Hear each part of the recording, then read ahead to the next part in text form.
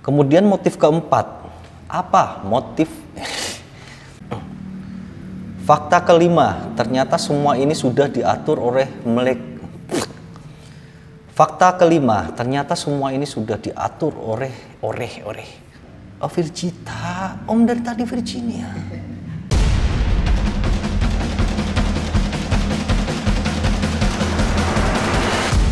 Sip, mantap. Hello guys, welcome to my channel. Gimana kabar kalian semua? Sehat? Sip, mantap. Kali ini gua membawakan kisah ini di suasana yang berbeda. Ini kantor gua baru aja tutup, jadi gua iseng pengen syuting di sini untuk mendapatkan suasana baru biar nggak bosan. Kisah kali ini gua mau bawakan yang rupanya sedang viral tentang pembunuhan juragan emas yang berada di Jayapura.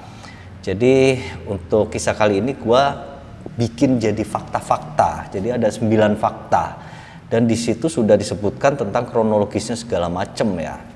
Fakta pertama, mengaku dirampok. Pada malam itu jam 21.30 waktu Indonesia Timur, ada sepasang suami istri sedang mengendarai mobil Honda Jazz. Dia melewati Jalan Hanurata, Distrik Muara Tami, Kota Jayapura. Di jalan itu mereka melewati dengan suasana sekitar yang gelap dan tidak banyak kendaraan yang lewat. Bahkan dibilang tidak ada kendaraan yang lewat pada waktu itu. Si pengendara itu bernama Nasruddin, umur 44 tahun. Sedangkan istrinya itu bernama Virgita Legina Helu, berumur 25 tahun. Saat melewati Jalan Hanurata itu, tiba-tiba mereka dihadang oleh kawanan perampok. Ada 4 orang perampok dengan mengendarai kendaraan yang tidak jelas. Entah mobil, entah motor yang mereka kendarai. Tiba-tiba keempat orang ini menghentikan mobil mereka. Kemudian mereka turun, si mobil yang dikendarai Nasruddin ini berhenti. Langsung mereka menodong kepada Nasruddin. Mereka menodong dengan senjata tajam, bukan pistol. Mereka minta segala harta benda yang dibawa oleh Nasruddin dan istrinya. Tapi si korban ini, Nasruddin, menolak. Akhirnya diancam nih lehernya dengan pisau itu, dia tetap menolak. Bahkan dia berani untuk melawan. Sampai akhirnya si perampok ini kehilangan kesabaran, dia pun langsung menancapkan itu pisaunya ke tubuh Nasruddin.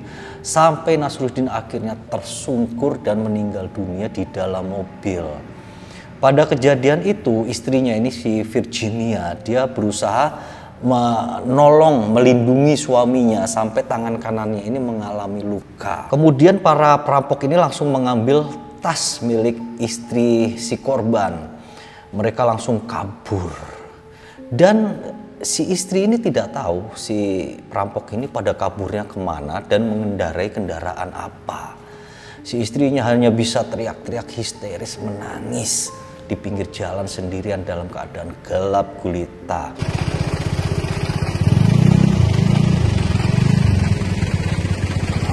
Stop dulu Kak! Stop dulu, stop dulu! Tolong Kak, tolong dia dulu!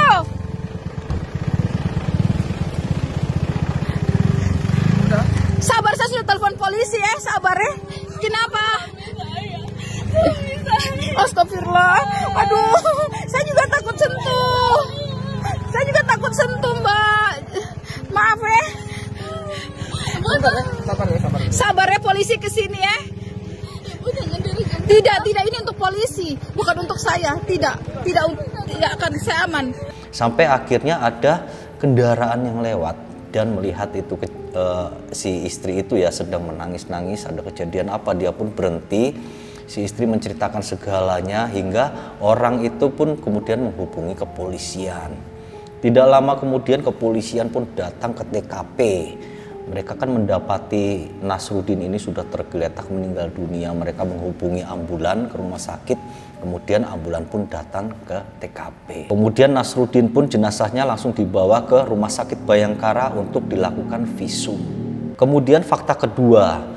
Fakta ini berdasarkan dari keterangan sang istri kepada kepolisian. Dia mengaku ke polisi bahwa pada malam itu dia baru pulang dari Mall Arso 2 di Kabupaten Kirom. Dan seperti fakta pertama, kronologisnya adalah mirip. Dalam perjalanan pulang, dia dihadang oleh 4 orang perampok. Dan kemudian terjadi perlawanan dari suaminya karena perampok ini menuntut untuk menyerahkan harta benda.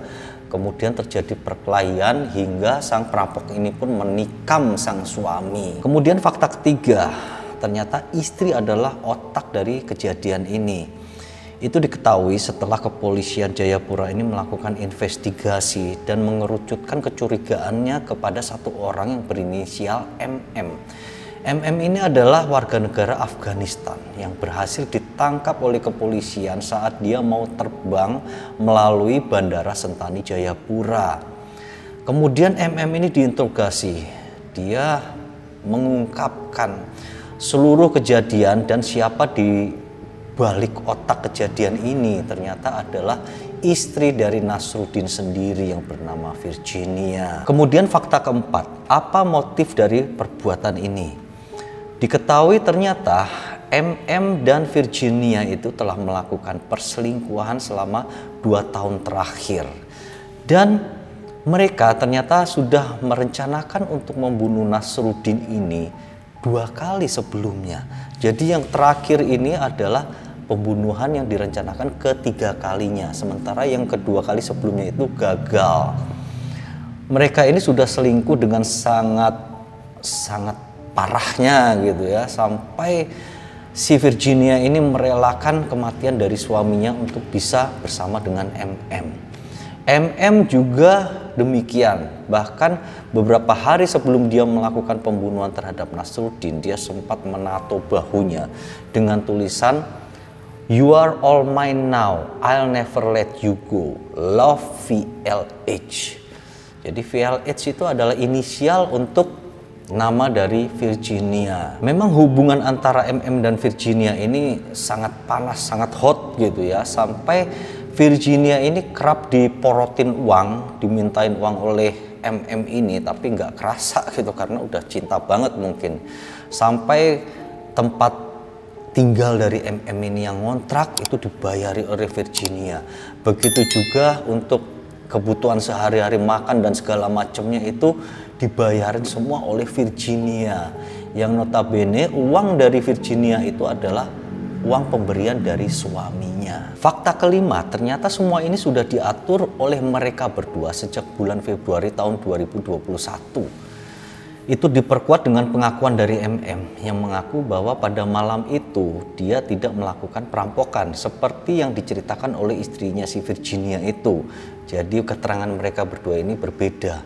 Si MM mengaku bahwa pada malam itu dia memang langsung menyetop mobil kemudian langsung menikam Nasruddin hingga tewas. Dan pelaku dari semua kejadian ini hanyalah MM seorang, tidak 4 orang seperti yang diceritakan oleh Virginia. Dan sebelum kejadian juga, MM dan Virginia ini sempat bertemu dan berkomunikasi di sebuah mall sebelum kemudian mereka melakukan perbuatan itu. Kemudian fakta nomor 6, ini adalah tentang kegeraman dari keluarga Nasruddin atau biasa dipanggil Acik. Hal ini dijelaskan oleh keponakan dari Nasruddin. Siapa sebenarnya Virgita Legina Helu?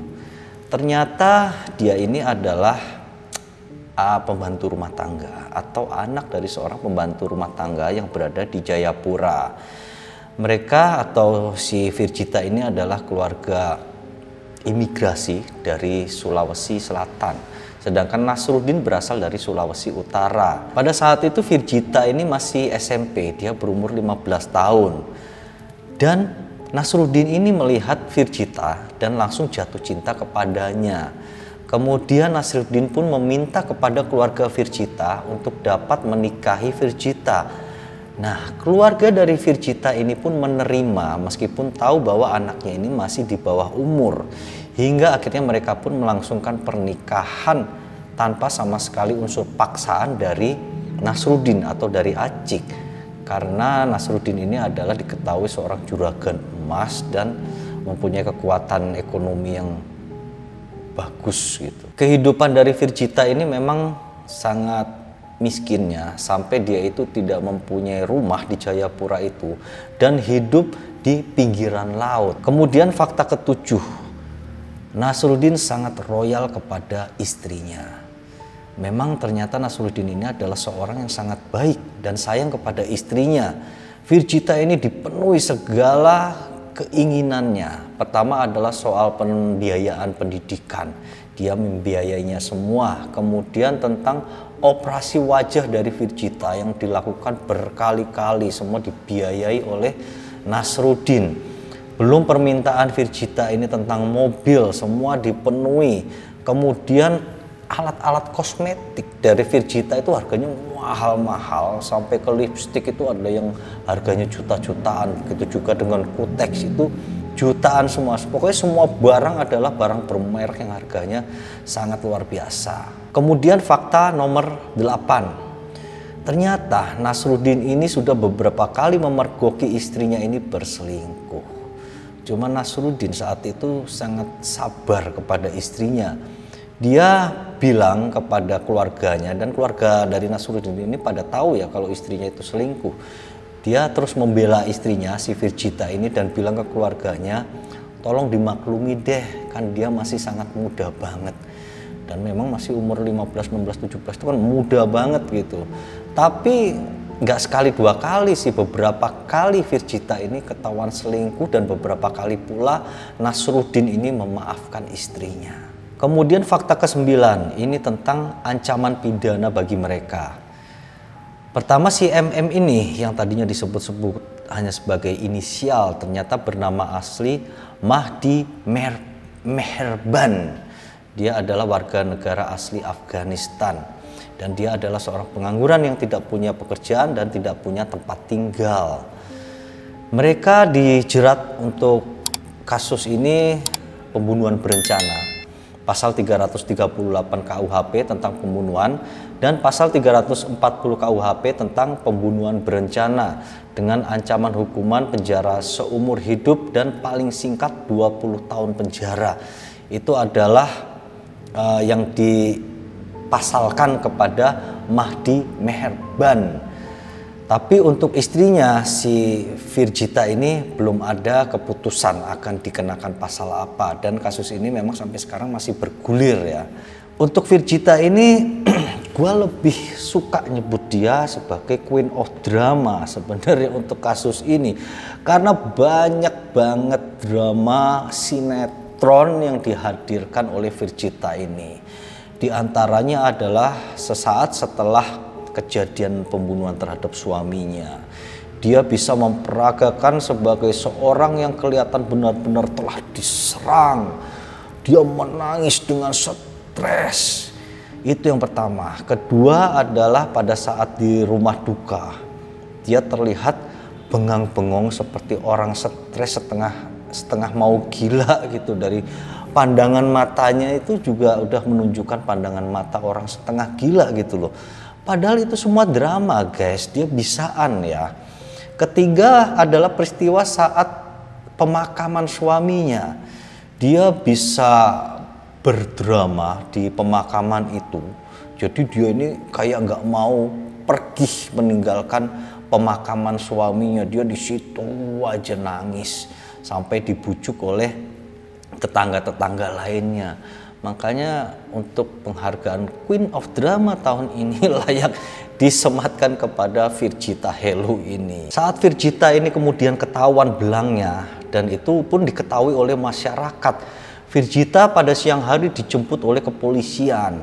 Masyarakat yang marah dan kecewa ya, merasa tertipu oleh drama nangis Virjita selama ini, jadi pada marah. Jadi saat Virjita dibawa ke mobil kepolisian, dia sambil menggendong anaknya. Jadi rupanya biar nggak dikebukin polisi gitu ya, anaknya jadi tameng mungkin gitu kan.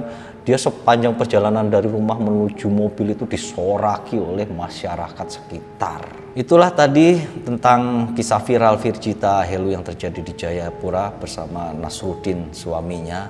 Semoga kisah ini sedikit banyak bisa menambah pengetahuan kita dan mengisi waktu kita. Terima kasih atas waktunya. Thank you and see you.